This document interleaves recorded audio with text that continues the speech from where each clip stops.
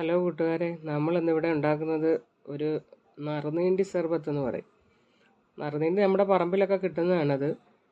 അത് നമ്മൾ നല്ലോണം ഇളക്കിയെടുത്ത് കഴുകി അതിൻ്റെ തൊലിയൊക്കെ ചിരണ്ടി കളഞ്ഞിട്ട് നല്ലപോലെ ചതയ്ക്കണം. അതൊന്ന് നല്ലോണം ചതച്ചിട്ട് അതൊരു 3-4 കഷ്ണം എടുക്കുക. പിന്നെ ഏലക്കായും ഒരു 2-3 എടുക്കണം.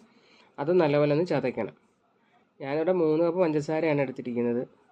അപ്പോൾ ആദ്യം 1 ടീസ്പൂൺ പഞ്ചസാര ഇട്ട് അതൊന്ന് മെൽറ്റാക്കി അതിൻ്റെ കളർ മാറി കഴിയുമ്പോൾ 1 ലിറ്റർ വെള്ളം കൂടെ ഒഴിക്കണം.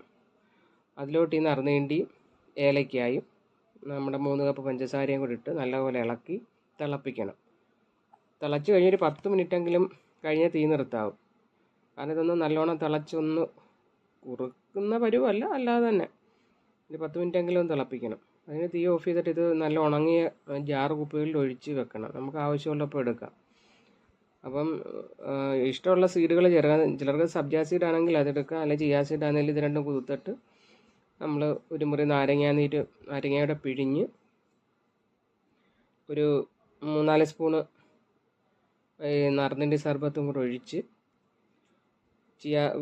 കുതിർത്ത് വെച്ചേക്കുന്ന ചിയാ സീഡോ സബ്ജാ സീഡോ അതുമെല്ലാം ചേർത്ത് വെള്ളവും ചേർത്ത് ഐസ് ഇഷ്ടമുള്ളവർക്ക് ഐസും കൂടി ഇടാം. ഞാനിവിടെ നിന്ന് ഐസ് ഇട്ടിട്ടില്ല. ഇവിടെ എല്ലാവർക്കും ചുമയും പനിയൊക്കെയാണ്.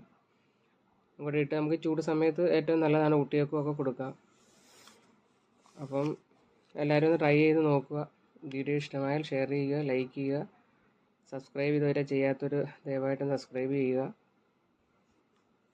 അപ്പോൾ എല്ലാവർക്കും വീഡിയോ ഇഷ്ടമായെന്ന് കരുതുന്നു. നാളെ വേറൊരു വീഡിയോയുമായി വരാം. എല്ലാവർക്കും നല്ലൊരു ദിവസം ആശംസിക്കുന്നു.